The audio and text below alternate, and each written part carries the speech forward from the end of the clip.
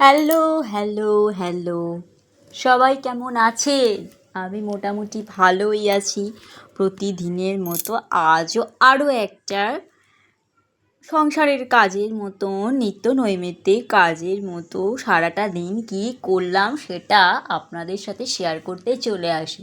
আজকের সারাটা দিন নয় কিন্তু গতকালের সারাটা দিন। নমস্কার, আমি রুম্পা ডেইলি লাইফস্টাইলে প্রতিনিয়ত যারা আমার সঙ্গে আছেন সবাইকে অনেক ভালোবাসা, অসংখ্য ধন্যবাদ এইভাবে সঙ্গে থাকার জন্য আর মনের জোরটা অনেকটা দেওয়ার জন্যে।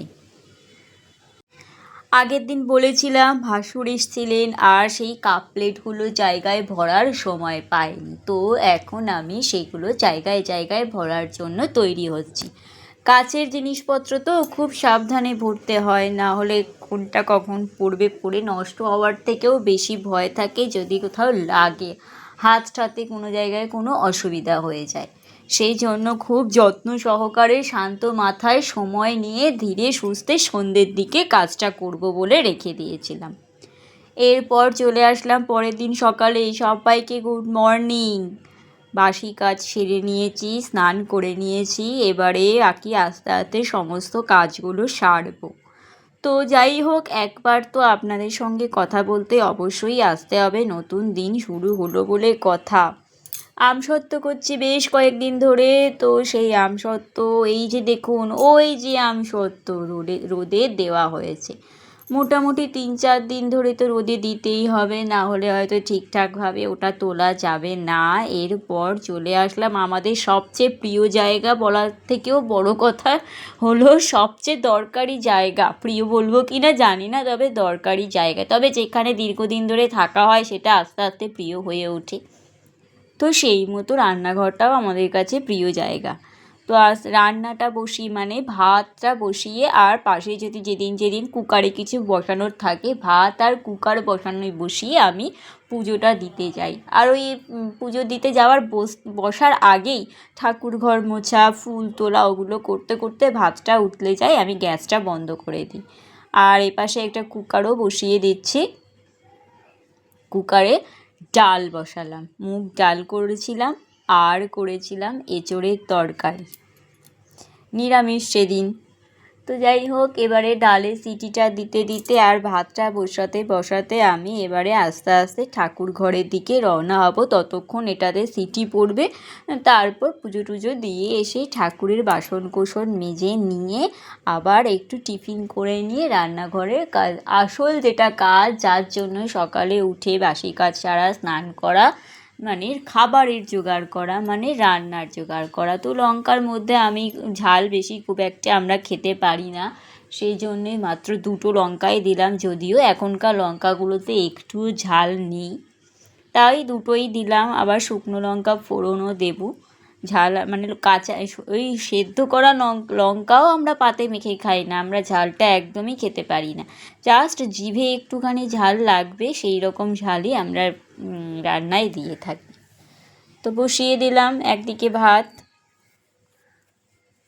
ভাতের হাঁড়িটা ঠিকঠাক করে বসালাম। আর এরপর করব এঁচোড়ের তরকারি। এঁচোড়গুলোকে সুন্দর করে কেটে নিয়ে ভালো করে স্নান করতে যাওয়ার আগে ভালো করে ধুয়ে নিয়েছি, কারণ ধুতে গেলে আবার ভিজে যাব। আর তাছাড়া আমি আগের দিনই বলেছিলাম যে আমার ডাইরেক্ট জল থাকতে থাকতে আমি জলের কাজ করে নিই। আর এরপর চলে আসলাম, এটা বলবো আমি আমার প্রিয় জায়গা, সত্যি এটা আমার প্রিয় জায়গা। যাদের দর্শন একবার না করলে সারা দিনে নয়, যাদের খেতে না দিলে, নিজেরা তো কতবার খাওয়া দাওয়া করছি, যারা অন্যের যোগান দিচ্ছেন তাদের দিকে সবার আগে খেয়াল রাখতে হয়। সেই জন্য স্নান টান সেরে বেশিরভাগ বাড়িতেই আমার যতদূর মনে হয় ভগবানের আশীষ পাওয়ার জন্য আমরা সবার আগে ঠাকুর দেবতা আরাধনা করি। যে যে দেবতার আরাধনা করেন শান্ত মনে, স্নিগ্ধ মনে তাদের একবার আরাধনা করি, যাতে সারাটা দিন ভালো যায়। আর যতক্ষণ পর্যন্ত না তাদের সঙ্গে একটু কথা বলা হয় একান্তে, মনটা যেন ভালোভাবে কাটে না, ছটফট করি ভেতর থেকে। আর চলে আসলাম, ডাল সেদ্ধ একদমই হয়ে গেছে, একটু ডালটাকে ঘেঁটেও আমি দেখিয়ে দিই।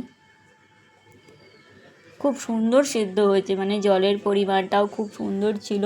যে কটা সিটি পড়েছে আমি 2টো সিটিতেই আমার হয়ে যায়, বেশি লাগে না, 2টো সিটিতেই ভালো সিটি পড়ে যায়। আর সিটিটা বেশিক্ষণও পড়ে না, অল্পক্ষণের মধ্যেই হয়ে যায়, মানে কুকারটা বেশ কাজের, বেশি দিন হয়নি কিনেছি, তাও 3 থেকে 4 বছর হবে, বেশ ভালোই কাজ দিচ্ছে। কিন্তু এর আগে আমি বিয়েতে গিফট পেয়েছিলাম, কুকারগুলো একটাও ভালো না, 3-4টে কুকার আমি গিফট পেয়েছিলাম, একটাও ভালো না। তাই বিয়ের পর আর এই কুকারটাই কিনলাম। আর অল্প একটু নুন দিলাম, পরে তো রান্নায় নুন দেবো।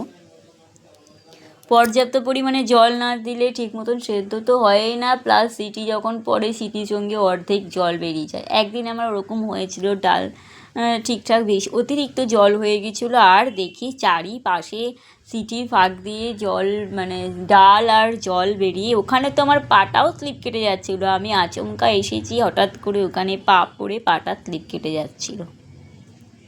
এরপর রান্নার কাজ, ঘরের কাজ সব আস্তে আস্তে, রান্নাটাই তো বড় কথা, তাই না? সেই জন্যই সকাল থেকে রাত পর্যন্ত তৈরি হওয়া, রেডি হওয়া। এবার আস্তে আস্তে একটা একটা করে সমস্ত রান্নাগুলো সারব।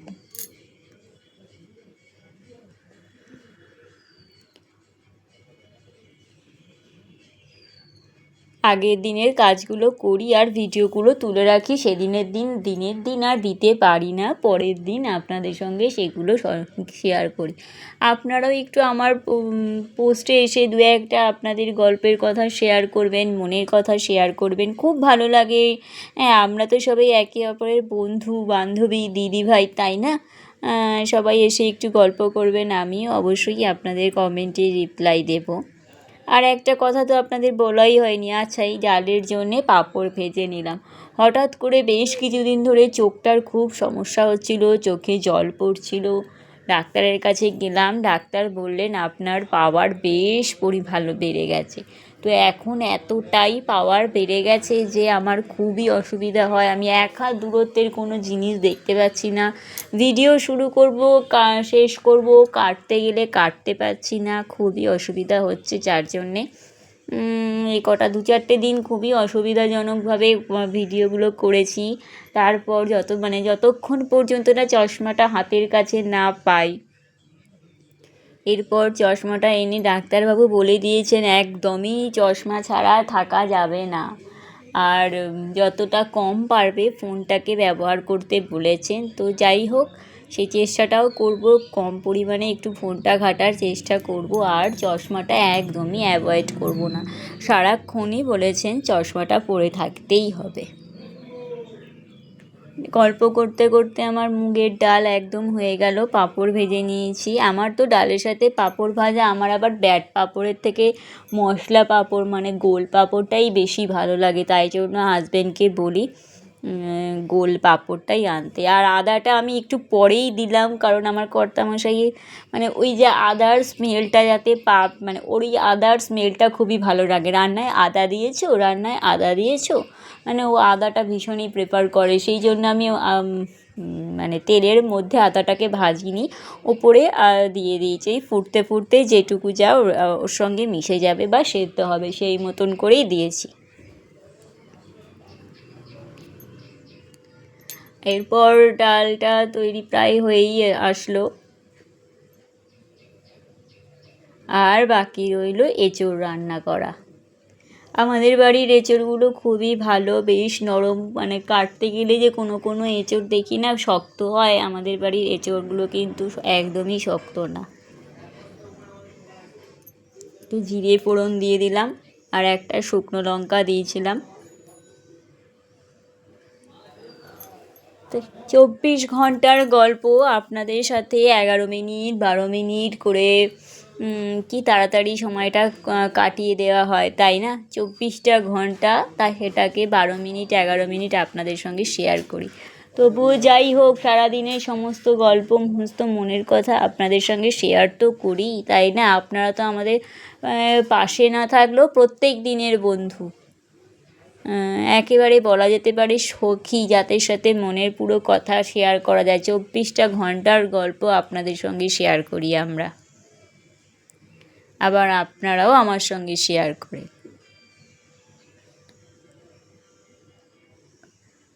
নুন তো আগে দিয়েছিলাম, সেই জন্য নুনটা দিতে ভেবে চিন্তেই দিতে হয়। আর এঁচোড় ভাজতেই তো প্রায় চলে যায় 15 মিনিট, মানে এঁচোড় ভাজতে ভাজতেই অনেক কাজ করে নেওয়া যায়।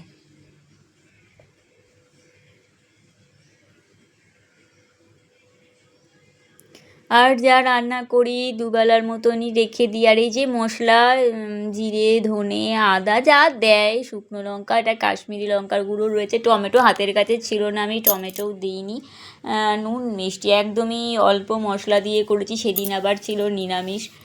এঁচোড় তো একটু আমিষ করেই বেশি ভালো লাগে, কিন্তু মঙ্গলবার ছিল তো নিরামিষ করেই করেছি।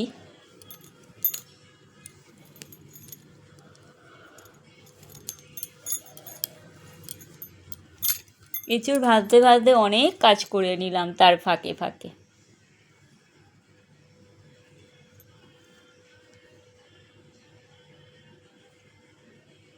তবে এঁচোড় খেতে কিন্তু আমার মনে হয় যাকেই জিজ্ঞাসা করা হোক না কেন, এঁচোড় খেতে সবাই ভালোবাসে। এটা যেহেতু 12 মাস পাওয়াও যায় না, সত্যি এঁচোড় হচ্ছে গাছের পাঠা বলতে বলা যায়, আমিষ মাংস, তাই না? গাছ পাঠা আমিষ মাংস, ঠিক তাকে তাকে সেরকম রসিয়ে কষিয়েই রান্না করতে হয়। তো নিরামিষের দিন একটু পেঁয়াজ রসুনটা পড়ে না। তো যাই হোক, গল্প করতে করতে 24 ঘন্টার গল্প আমি আপনাদের কাছে 11 মিনিট 58 সেকেন্ড, 11 মিনিট 58 সেকেন্ডের মধ্যে তুলে ধরার চেষ্টা করলাম। আরও একটা ভিডিওতে আপনাদের সামনে চলে আসবো, গল্প করতে গল্প শুনতে। এই যে আমার এঁচোড় তৈরি, আর দুভাগ করে রেখে দিয়েছি, আমি যাই রান্না করি দুভাগ করেই রেখে দিই। সেখান থেকে আবার অতটা তো লাগেও না দুটো মানুষের, সেটা আবার পরের দিন সকালে থাকলে সকালের থেকে একটু টিফিন করে নেওয়া যায়। সবাইকে আপাতত টাটা জানালাম।